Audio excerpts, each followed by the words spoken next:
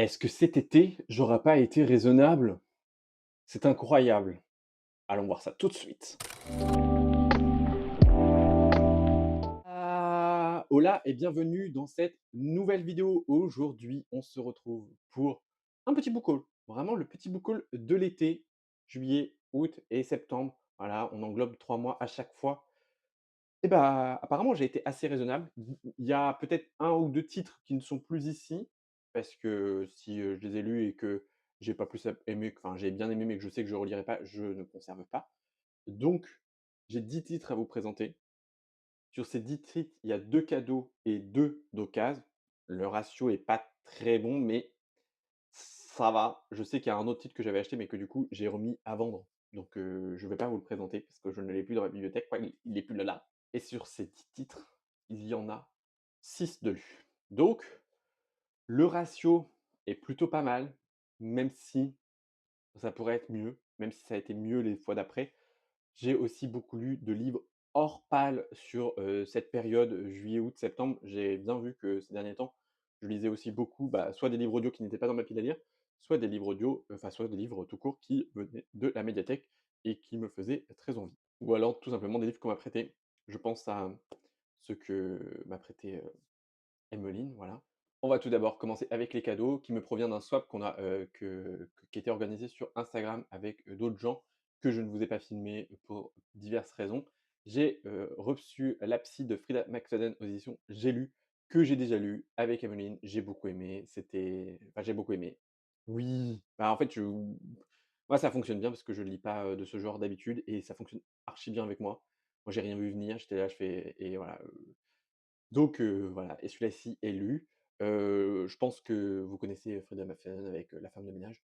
Ah, si vous avez aimé La femme de ménage, en vrai, je pense que La psy, c'est différent, mais peut-être vous pouvez aimer. Moi, j'avoue, j'ai été un peu malmené dans tous les sens. Le deuxième cadeau, c'est Bingsu Café de Soonjin Wetherspoon aux éditions Atelion, que je connais absolument pas, qui, va passer, ce mois-ci parce que, bah, c'est une petite romance, donc ça va se lire feel good, donc je pense que je vais essayer de parce qu'il est dans ma pile à lire du mois d'octobre, donc celui-ci n'est pas encore lu. On est sur une romance plutôt young adulte avec des ados, parce que c'est écrit, moi, c'est River, 17 ans, voilà. Donc je pense que ça va être mignon, voilà, pas trop de scènes, je pense. Ça va être, cool à souhait, ça va être, je pense, parfait pour la saison là, un peu besoin de romance, un peu besoin d'amour, voilà. Ensuite, on va passer aux 2 achats d'occasion seulement que j'ai fait. J'en ai pas fait beaucoup, mais c'est difficile. Les titres, j'arrivais pas à les trouver en d'occasion. J'ai, pris Nevermore, le tome 1, Les défis de Morgan Crow de Jessica Thompson aux éditions PKJ, que je vais probablement écouter en audio. Je ne sais pas trop, mais j'avais très envie de le lire là en octobre parce que je pense que c'est parfait pour la saison. C'est un jeunesse, donc ça va, clairement se dévorer, hein, franchement, je pense que très clairement, je pense qu'une fois que j'y suis dedans, mais si ça fait un peu comme Magic Charlie, je pense que l'audio peut être grave cool et c'est en ça que du coup je me dis, potentiellement, pourquoi pas? Voilà, moi j'ai déjà lu les graphiques, donc je sais que je vais aimer l'histoire, voilà, il y a pas de souci, mais j'ai très envie, voilà, j'ai très, très, très envie. Évidemment, ça me ferait commencer une nouvelle saga. Voilà quoi, je vous fais pas de résumé, hein, des livres parce que soit je les connais pas, soit, bah, c'est pas la flemme, mais je résume très mal les livres. Donc vaut mieux que vous alliez voir pour vous-même et puis en vrai, là, ce que je vous ai présenté, à part Bingsu Café, mais Bingsu Café, à part que c'est un jeune de 17 ans qui va, bouger, et ouvrir un café, je sais pas trop quoi, et voilà, je sais pas, en fait, c'est une romance, quoi, donc j'ai pas trop envie d'en savoir parce que sinon ça va gâcher tout le suspense. J'ai pas envie de gâcher tout le suspense. Non, on n'a pas envie. Le dernier d'occasion, ça m'a fait sourire. Alors c'est pas vraiment un occasion, c'est une boîte à livres que moi j'avais écouté en audio et que j'aime énormément l'auteur, c'est Baptiste Beaulieu, Où vont les larmes quand elles sèchent? Aux éditions, Poche. C'est quoi? C'est HarperCollins?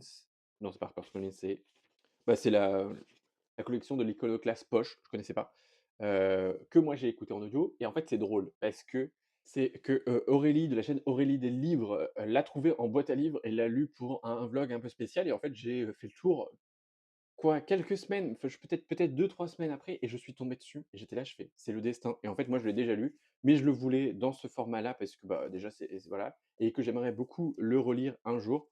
Voilà, la couverture du grand format, c'est celle-ci et en fait, on va y suivre, bah, en fait, Baptiste va nous raconter des histoires, de sa salle d'attente et tout et va nous raconter, plein de choses très émouvantes. C'était très, très, très cool. J'ai beaucoup aimé et on va parler aussi de d'autres trucs, d'autres sujets que je m'attendais pas, mais franchement, c'est comme écrit derrière, remuant, bouleversant, poétique et plein d'humour, une vraie pépite, voilà.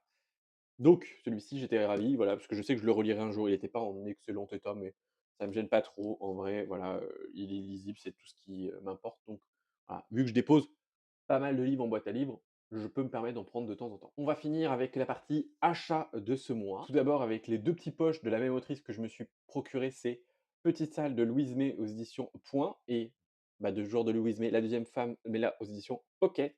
Celui-ci, je l'ai déjà lu, j'ai, bien aimé, voilà, j'avais envie de voir autre chose de l'autrice après avoir aimé et puis je continue ma découverte et celui-ci, je suis, toujours en cours. Il faut absolument que je le reprenne et parce que je me donne jusqu'à la fin du mois, parce qu'après je le prête à Emmeline donc voilà, je me donne jusqu'à la fin du mois pour réessayer et si Emmeline me dit: «Vraiment ça vaut le coup, fonce», j'irai. J'ai lu une trentaine de pages donc en fait, il faudrait que j'avance un peu plus mais c'est assez dur, voilà, j'aimerais bien aller au moins jusqu'à un chapitre, parce qu'en fait, je me suis arrêté en plein milieu d'un chapitre, donc voilà. Mais j'avais très envie de continuer à découvrir l'autrice et bah, vu que c'était l'un de ses best-sellers et tout, je me le suis procuré. J'avais essayé de les choper d'occasion, mais en fait, je me suis dit: «Peut-être que je l'ai eu d'occasion», mais non, parce que en fait, les formats poche, c'est comme les mangas. D'occasion, c'est compliqué.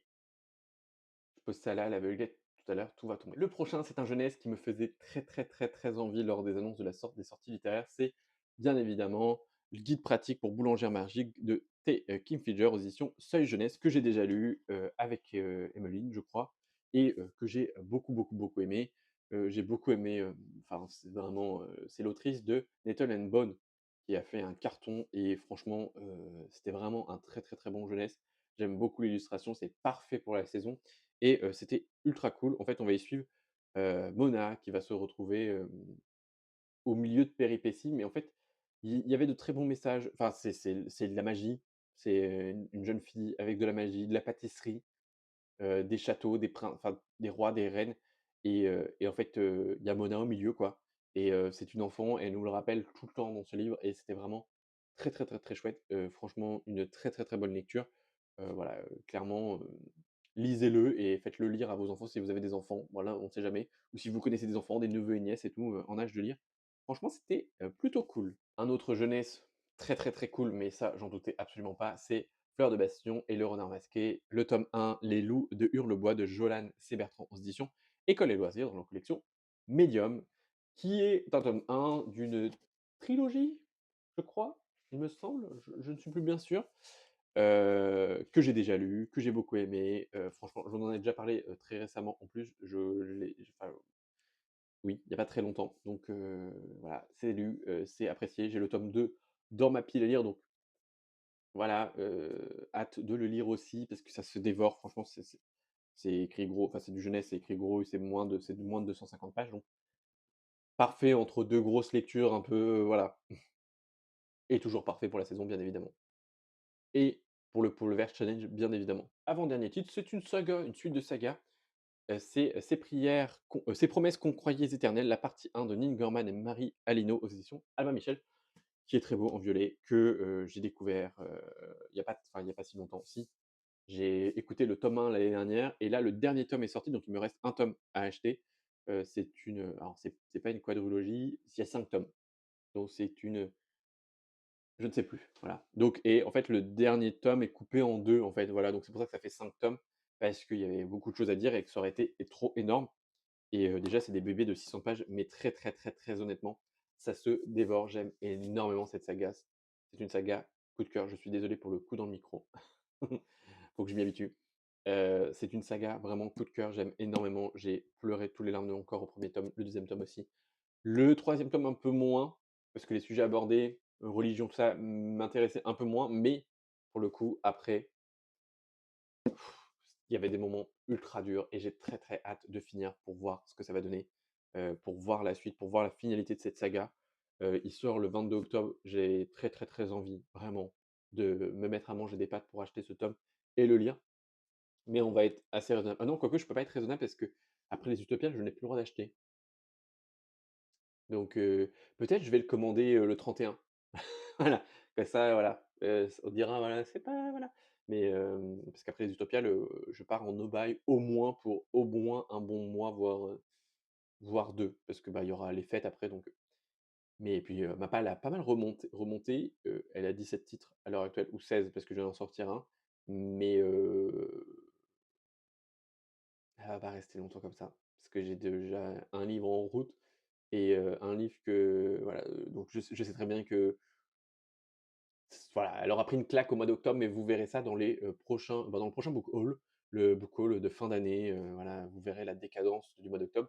Là, celui-ci est un petit book haul, mais le prochain, bah, il risque pas d'être raisonnable. Vous l'avez vu déjà avec le swap surprise de Lucie, donc je suis ravi, hein, voilà. Et le dernier titre qui a rejoint ma, pile à lire ces 3 derniers, mois, c'est, The Shadow Cabinet aux éditions Calix de Juno Dawson, qui est le tome 2 de The Royal Coven qu'on a beaucoup, beaucoup, beaucoup aimé et moi j'ai acheté le tome 2 dans la foulée parce que j'avais très, très, très, très envie de continuer et au final, on a repoussé un peu cette lecture et j'avoue que là, j'ai très, très, très envie mais voilà, en ce moment, je suis dans Pierre Dangle.